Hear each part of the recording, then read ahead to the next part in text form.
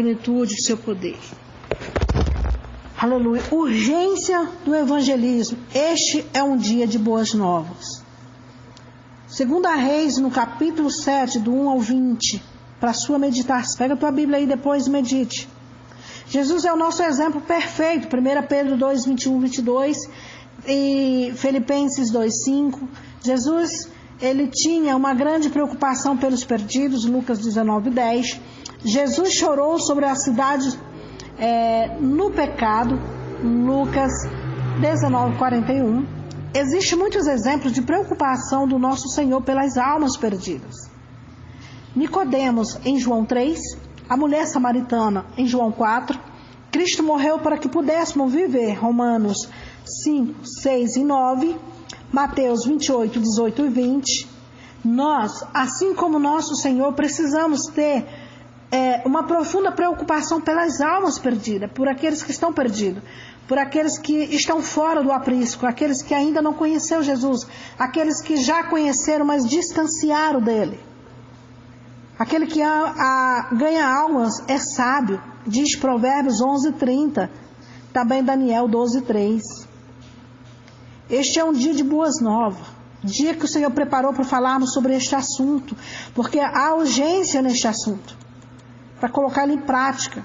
No período do reino dividido, Israel encontrava-se em uma condição muito enfraquecida, estando exposto a ataques de outras nações. Olhando para os nossos dias hoje, não está diferente. Lemos sobre um desses ataques em 2 Reis, no capítulo 6, 24 ao 29. Aleluias. Aleluias. Então, quão grande é o Senhor, quão grande é o poder de Deus, quão grande é a misericórdia do Eterno para com as nossas vidas. Aleluias. 2 Reis 6.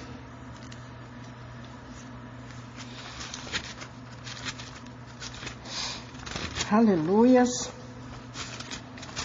Para você que está chegando aí agora, nosso tema de hoje é evangelismo. 2 Reis 6, versículos 24 ao 29, vem nos dizer: e uma asa de um querubim era de 5 côvados, e a outra asa do querubim de outros 5 côvados. 10 côvados havia desde a extremidade de uma das asas até a extremidade da outra asa. Assim era também de 10 côvados o outro querubim. Ambos os querubins eram de uma mesma medida e do mesmo talhe. A altura de um querubim de 10 côvados, e assim a do outro querubim. E pôs a estes querubins no meio da casa de dentro, e os querubins estendiam as asas de maneira que a asa de um tocava na parede, e a asa do outro querubim tocava na outra parede, e as suas asas no meio da casa tocavam uma na outra. E cobria de ouro os querubins e todas as paredes da casa em redor, lavrou de esculturas e de entalhes abertas por dentro, entalhes de querubins, e as de palmas e de flores abertas por dentro e por fora. Aleluia. Louvado seja Deus. Esse cerco foi orquestrado por Ben-Hadad, rei da Síria. Nós vemos aqui a terrível fome que isso trouxe. Entre aqueles que sofreram com esse ataque, estavam 4 leprosos. E eles discutiram a situação. 2 Reis 7, versículos 3 e 4. Em desespero, eles decidiram render-se aos sírios. Para surpresa deles, eles encontravam o acampamento sírio abandonado. 2 Reis 7, versículos 5 e 7. A princípio, eles ostentaram em suas novas riquezas encontradas. Versículo 8 do capítulo 7. Eles comeram, eles beberam e esconderam tesouros. Mas depois de refletir, eles sabiam que precisavam dizer aos outros que tinham encontrado. E assim fizeram. 2 Reis 7, versículos 9 ao 11. Aqui há uma lição muito valiosa que podemos aprender com estes 4 leprosos. especialmente quando eles disseram: este é um dia de boas novas, ou boas notícias. Jesus percebeu isso e é por isso que ele é o nosso exemplo perfeito, Jesus. Percebeu que havia uma fome, ensinou sobre as consequências de permanecer em silêncio e também sabe por que ficar em silêncio. Aleluia! Há uma fome, há uma sede, há um grito, há um choro.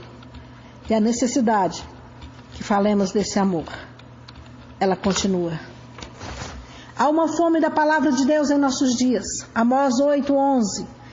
Como a maioria das pessoas não estudam a Bíblia como eles deveriam, Deus tem nos proporcionado leite, carne e carne. Hebreus 5:12. Esta fome espiritual é autoinduzida quando deixamos de estudar a palavra de Deus. 2 Timóteo 2:15. Jesus disse em João 4:31 ao 34, e também João 23:12, Jesus percebe e nós também devemos perceber que se não estudarmos para ensinarmos e obedecermos a palavra de Deus, então estaremos em uma grande fome. Este é um dia de boas novas. Não tem por que permanecer com fome. Estamos fazendo a nossa parte, ensinando a palavra de Deus, pregando a palavra de Deus. Mas será que estamos fazendo segundo Deus quer? Lembre-se de Oséias 4:6. Será que estamos ajudando na destruição dos outros? Ou estamos promovendo a fome? Jesus veio buscar e salvar o que estava perdido, Lucas 17:10. O Messias veio para dar água viva, João 4:13 e 14. O Filho de Deus veio para dar pão, João 48 e 51. Sabemos que temos alimento para saciar a fome espiritual do nosso dia a dia. Quão desprezíveis somos nós, se não compartilharmos o pão da vida. Estamos promovendo a fome espiritual? Ou será que estamos alimentando as massas com o pão da vida? Eis a questão. Consequências de permanecer em silêncio sobre o dia das boas novas de Deus. Olha o que vai acontecer se você permanecer calado, ao invés de pregar a palavra de Deus. Você que tem se escondido na caverna, você que tem achado que a palavra que sai dos teus lábios não frutifica, que não faz efeito.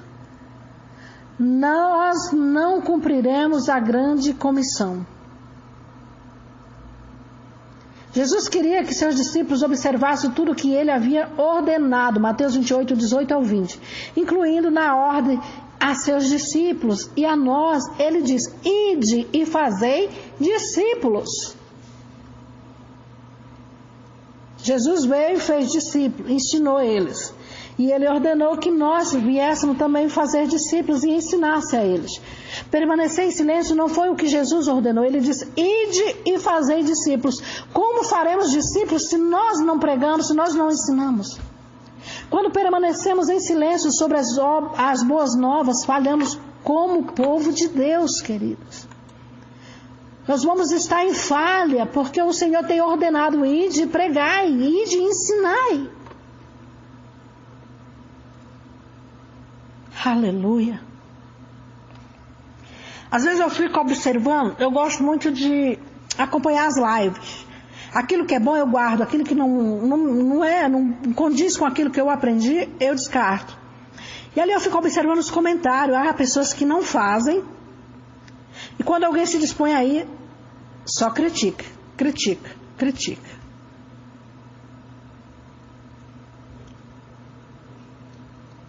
Cuidado para você não deixar de cumprir com a grande comissão de Cristo. Deus te comissionou para isso. Deus te chamou para isso. Ide e fazei discípulos. Quando permanecemos em silêncio sobre as boas novas, falhamos como povo de Deus. Como pessoas privilegiadas de Deus, devemos proclamar os louvores de Deus. 1 Pedro 2, 9 e 10. Especialmente no que diz a respeito a como Deus vos chamou das trevas para a sua maravilhosa luz, como vós que não tinhais alcançado misericórdia e agora tendes alcançado. Como pode, aleluia, povo de Deus, fazer isso permanecendo em silêncio? Nós responderemos a Deus por falhar em nossa missão. Ezequiel foi advertido a respeito das suas responsabilidades. 3, 16 ao 21. Hoje a igreja é vigia de Deus para o mundo. Devemos levar o quê? O evangelho a todo mundo. Marcos 16, 15. Aqueles que se recusam a ouvir morrerão em seus próprios pecados, mas vamos ser responsabilizados se não fizermos a nossa parte avisando-os deles. Apesar das consequências de se permanecer em silêncio, muitos cristãos não contam aos outros sobre as boas novas de Cristo. Por que isso acontece? Aqui estão algumas responsabilidades. Só para você entender como é, aleluia, que Deus faz. Por que muitos permanecem em silêncio? Para alguns pode ser que eles mesmos estão morrendo de fome espiritualmente. Eles experimentaram a alegria da salvação no passado, mas por negligência deixaram de crescer e esquecer as bênçãos da salvação. 2 Pedro 1, 8 e 9. Aqueles que estão desfrutando da bênção da salvação querem contar aos outros, assim como Davi no Salmo 32, do 1 ao 11. Como Filipe fez quando ele encontrou Jesus, João, aleluia, 1, 43 ao 46. Você não tem nenhuma boa nova que vale a pena compartilhar? Tem certeza disso? Para alguns pode ser por medo ou desânimo. Se o medo que nos impede, lembre-se. Se é o medo que está impedindo você, lembre-se. Mas quanto aos medrosos, a sua parte será no lago ardente de fogo e enxofre. Apocalipse 21, 8. Deus não quer que tenhamos medo, 2 Timóteo 1, 7, 8. A ousadia vem através da oração, Atos 4, 29 e 31. Efésios 6, 19 e 20. Se o desânimo nos mantém em silêncio, então lembre-se, o princípio da semeadura é colheita, Gálatas 6, 9. O exemplo do nosso Senhor Jesus, Hebreus 12, 1 ao 3. O medo e o desânimo, tão problemático quando puderam ser, aleluia, quanto puderam ser, pode ser superado com a fé e a perseverança. Observe que nada está perdido, tudo tem uma solução.